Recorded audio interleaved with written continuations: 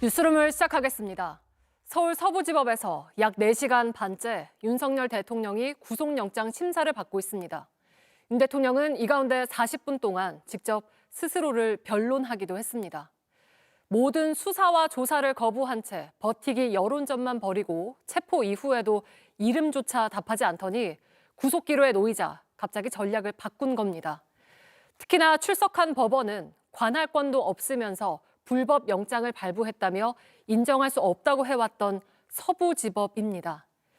윤 대통령이 오늘 오전 출석을 결정하면서 법원 앞에는 극렬 지지층이 몰려들었고 윤 대통령 호송차가 지나갈 때는 행렬을 막아 세우고 석방을 외치기도 했습니다.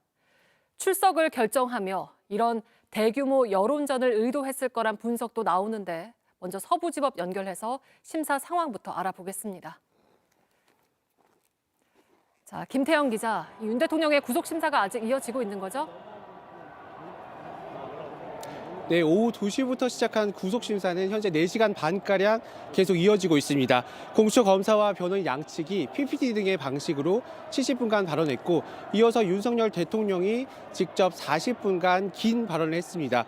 공수처 조사에선 이름조차 말하지 않던 극단적인 묵비권을 행사했는데 구속이 임박하자 이렇게 길게 자기 입장을 말한 겁니다.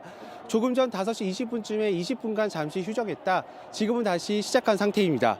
윤 대통령은 체포 당시 입고 있던 정장 차림 그대로 현재 법정 안에 앉아 있습니다. 네, 영장 심사에서 양측이 치열한 공방을 벌였다고요?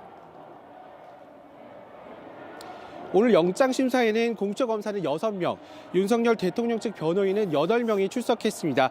실질 심사가 시작되고 먼저 공수처가 1시간 10분에 걸쳐 구속이 필요한 사유를 설명했습니다. 이어서 윤 대통령 변호인단이 똑같이 1시간 10분 동안 PPT 등을 띄워놓고 방어 논리를 펼쳤다고 합니다. 이렇게 양측 주장이 한 차례씩 오갔고요. 휴정이 끝난 뒤에는 이제 본격적인 판사의 질문이 시작될 것으로 보입니다. 네, 윤 대통령이 자신의 지시를 따른 사령관들을 언급하면서 내가 책임지겠다 이런 말을 했는데 앞뒤가 다르다는 지적이 나오네요.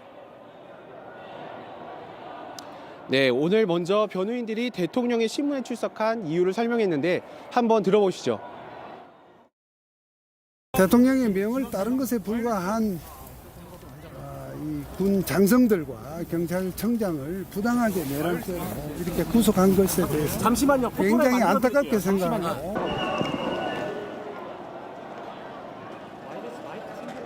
그런데 이 말을 한 석 변호사, 대통령의 변호인을 자처한 사람인데 대통령은 체포의 채자도 꺼내지 않았다고 말한 인물입니다. 자기 지시를 따른 이들에 대한 배신에 가까운 말을 하다 이제 와서 갑자기 모두 책임지겠다는 이율 배반적인 말을 한다는 지적이 나오는 이유입니다. 네, 그러면 구속 심사가 언제까지 이어질까요?